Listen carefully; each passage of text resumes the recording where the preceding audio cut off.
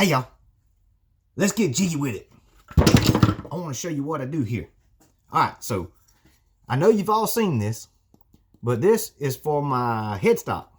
I take that and I put it on my headstock. First off, it's long enough to know that, hey, that's how big my headstock is. I can put that on the end of my neck blank, scribe a line.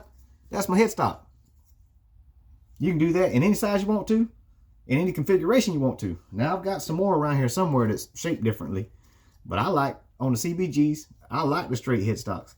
Now you can do what you want to with them. You cut them off at an angle, make them round, whatever. But I like that style on a CBG. It's old school. It looks good. But that's where my tuners go. I can do them 2 down and 1 up, or I can do 2 up, 1 down. Also, I got my string spacing marked out on here. I know exactly where my strings are going to sit. So when I go to my nut, I can line that boy up like that, and then take my pencil and scribe on my nut right where my strings are going to sit. Very, very handy. You've all seen the double wide. So when you take your box, if you got your box right here and you done got your mark, you take your double wide and you set that mark down on the mark that's on the double or on the box, and then you just scribe around it. And the double wide right there is for your neck blank, which would be that size, plus your heel blank, and then you got the perfect size right there. It's already ready to go already. Single wide, a little bit different, but same premise. It works the same way. The only difference is I only use this when I'm running just a single stick through a box for like a kid's slide guitar. Now, that right there is worth its weight in gold, because when you get your necks all done up, you don't want them things sitting on nothing scratchy. So I put that together. I got plans for these. I'm going to draw these plans out so y'all can have them. Or when I get my website up and running, I'll have some of these for sale. Can't be more than $1,000 a piece. Now, cutting frets. Now, we went over this one time as far as cutting frets. But you can always take your double wide and lay him up there where your fret's going to go and cut that out. And that keeps good pressure on your saw. It's good and stable to the side. And the wood don't wear out your teethers. You wear them teethers out, your saw ain't no good. You'd have to resharpen that, and I just don't believe my eyeballs are good enough to resharpen that saw. So you'd be stuck buying another one. Now, CB Giddy, they're not really all that expensive. It's worth it, I promise. But in the fret slotting world, this right here is the next best thing. And that grabs the side of the neck. It grabs it. And then you line that boy up where you want it and go to town sawing them fret slots in. That thing works great. Now that little screw right there is just to kind of hold on to. I don't ever hold on to it when I use it, but there you go. You can do the same thing with your little head jig there. But like I said in the previous video, that'll get kind of sloppy. There's nothing holding the saw. Now, stepping on up in the world, you got something akin to this. This right here is just 2 pieces of 1 inch, no, 1.5 inch pine, right? You buy this all day long at the big box. The bottom is a cut off piece of a headstock. But what you do is you take all that stuff, you pre-drill your holes, pre-drill the holes, pre-drill the holes. You're gonna bust it. This one's busted somewhere. Oh, it's busted right there. And guess what? That hole was pre-drilled. But you got that. And this is what a piece of fret stock is. That's fretboard cut off. But it goes right down in there like that. And it'll slide back and forth. Now this one is only really good if you got a paper template. This don't exactly fit in there. Now you can use it for that, but you'd have to figure out some way to get you a stop block thing in there for this to work. But this is tight. It'll go, but it's tight. There you go. It's in there, see? It'll work. But when you got this in there and your fretboard material, it's right up at the edge. You can't really gauge that. I guess you could. You can make you a mark on the side right here, so you know where your saw is going to stop when you go in there. But this right here is simple to make. And all you do is take them 3 pieces right there, get them nice and flat on the back side, and screw those things together. And then use your old little miter box right here. Set him on there on your 90. Make sure he's flat down on the table. Now you can take this saw right here and cut him to make your little groove. And that's what I did on this one. But that's because I was using it for a slightly different application. I mean, it's fret application, but slightly different than these. But cut that slot right there with your fret saw. That way you don't have a lot of slop in there. And that's actually not too bad. And that's another little trick. You see that tape on there? That's what that's for. When you go in and you cut something with that wide saw right there, put you some tape on there. And it makes that tape, well, it's not quite there on this one, but it makes that tape go inside that wood right there just a hair, and it keeps it from being real floppy. That's actually not too bad. Now you don't want a lot of slop when you're making your frets, but I do that because this right here is simple to get. This right here is simple to make. All in all in there, you got a bunch of cutoffs, right? So that's cut off free material for doing this. And this thing right here costs about $10. So you put that in there and you have a fret slotting jig in 5 minutes. Now mine, on the other hand, was just some cut off pieces of plywood. Now this is 1/2 inch plywood. If anybody's interested, that's 1/2 inch. Okay. And I made it to where this blank would fit in there. Okay. So it fits and it's got a little bit of wobble. But sometimes I get the notion that I'm going to make a neck that's tapered. On a standard guitar, it's a little bit skinnier at the top than it is down there by the guitar, by the body. So I got about 1/8 of an inch play in there that I can actually taper a neck. It don't happen very often. It's hard getting everything to taper out right. If you don't have a tapering jig, and I don't, but you can build one, just never took the time to do it. Anyways, same material. You got the neck blank cutoffs. This was just 2 when it started. And I attached them to this 1/2 inch piece of plywood with some screws. Now this is glued together because screws are not going to hold in the side of plywood. It ain't happening. It will for a minute, but it's not going to stay. But once I did that, you can take this thing right here, this block, before it's attached to this, and you can put that in here and cut him in half. Cut him completely in half. Then you have 2 pieces of this. So you got this piece and this piece attached to this plywood. Then you take these pieces and you make them nice and straight, and then put your fret saw in between that gap right there and slide those 2 pieces together. Now you'll want a couple clamps, and if you're making cigar box guitars, you're going to have some clamps for your necks. So go on and clamp that down there where it's nice and tight against that. Make sure everything's nice and level and straight, okay? So once you attach that, you got this. Now, the only problem is I use a razor blade in the center right here to catch. So if the razor blade was inserted like it's supposed to be, you see them fret slots right there?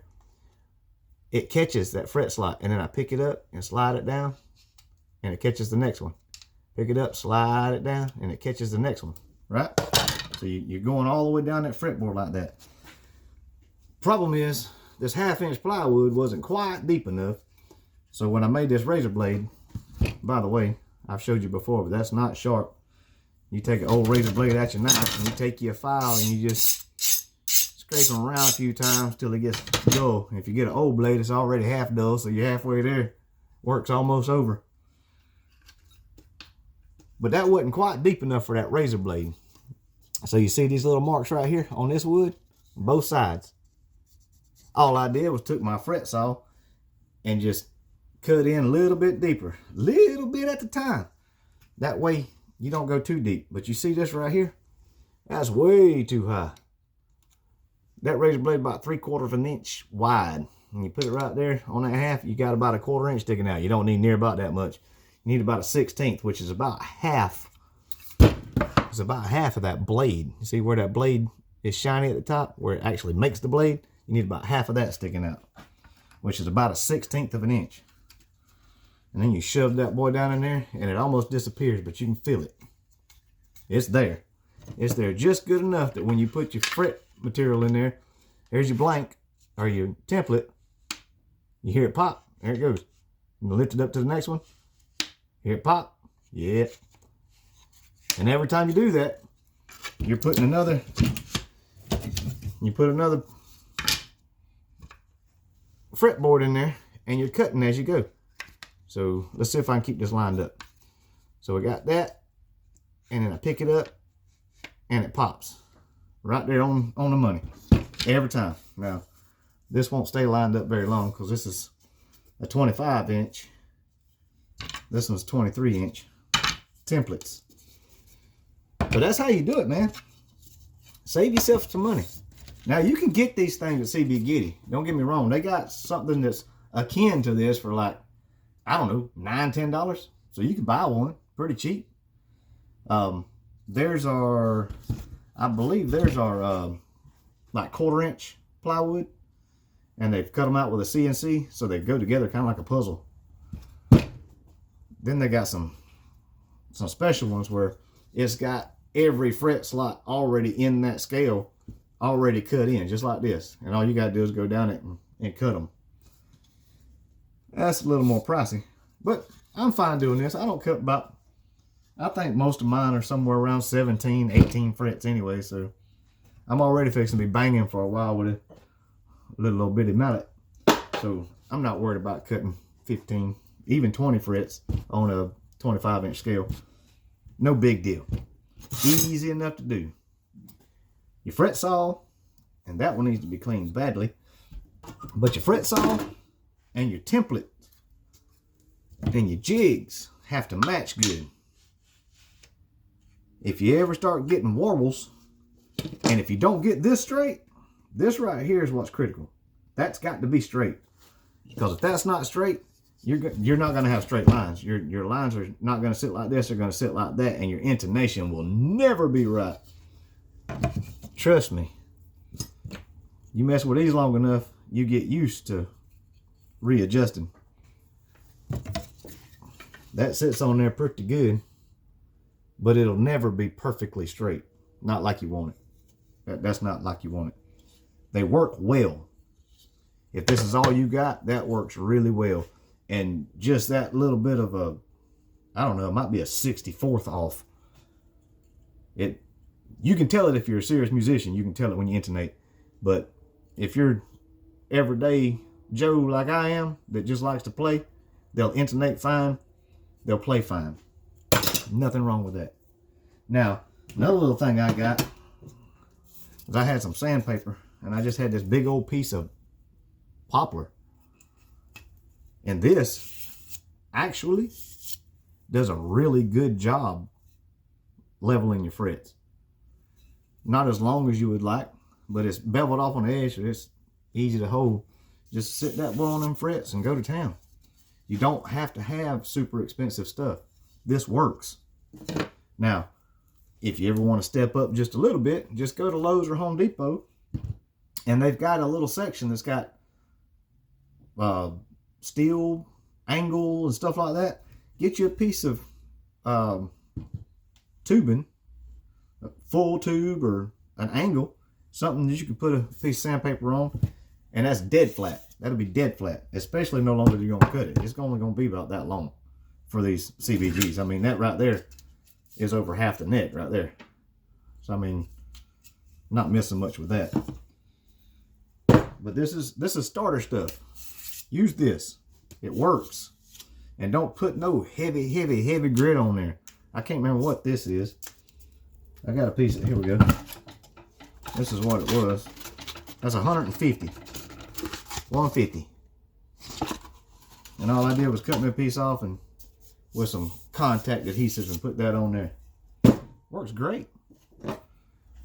You'll want to step up eventually and get you one of these. That's a crowning file.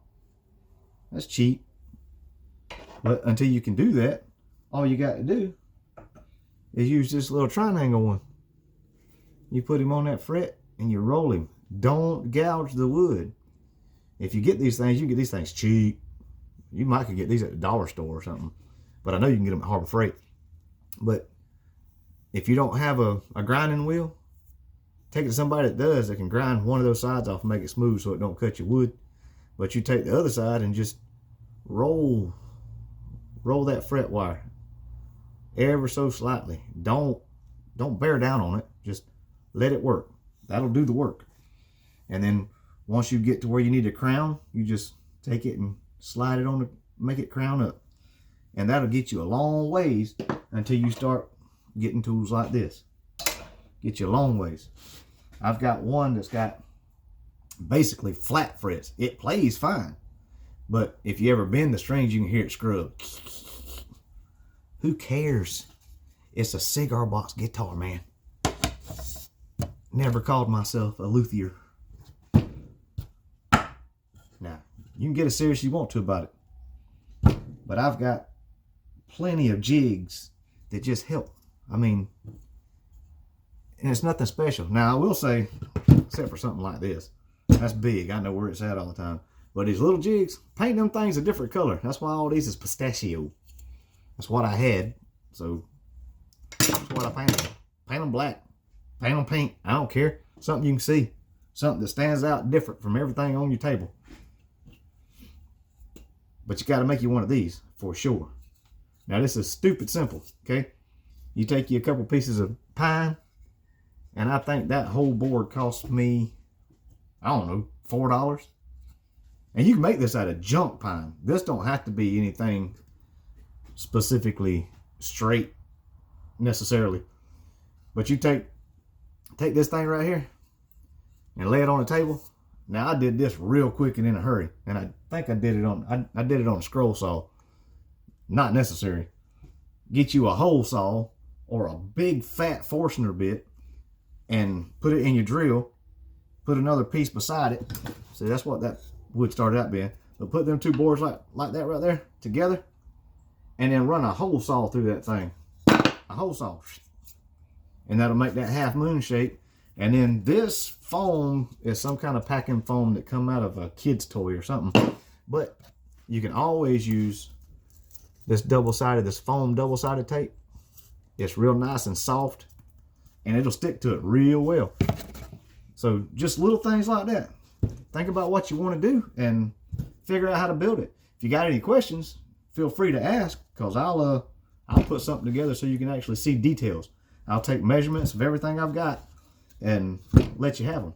But anyways, that's all I have for today. Just wanted to jig out with you a little bit and show you that you can make most of this stuff without going in debt. It's just scrap you got laying around your shop. But y'all come back and see us. We'll find something else to go over. All right, bye.